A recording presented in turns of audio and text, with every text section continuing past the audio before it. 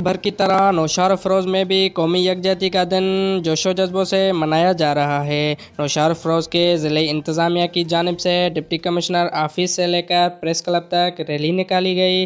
Rally की क़यादत additional deputy commissioner Fayaz Hussain Rahujo ने की। रैली के शुरका ने पाकिस्तान जिंदाबाद, इस परचम के साए तले हम एक हैं के नारे भी लगाए। उस मौके पर खिताब करते हुए additional deputy commissioner Fayaz Hussain Rahujo ने कहा कि इस रैली का मकसद इस बात का इजहार करना है कि हम पाकिस्तानी कौम एक हैं, मुल्क को दरपेश अंदरूनी बैरूनी खतरा से निपटने के लिए मुत्तहद और तैयार हैं। इस रैली का मकसद आवाम को इस सिलसिले में शऊर पैदा करना है और ये सबूत देना है कि हम मुल्क के लिए हर कुर्बानी देने के लिए तैयार हैं। उनका कहना था कि हम बिना किसी रंग, नस्ल, ज़बान और मज़हब के फ़र्क से बालातर होकर पाकिस्तानी हैं और पाकिस्तान के कौमी परचम तले मुत्तहद हैं। उनका मज़ीद कहना था कि हम दुश्मन को ये पैगाम देना चाहते हैं कि हम सब एक हैं और दुश्मन की किसी साजिश का हिस्सा नहीं बनेंगे।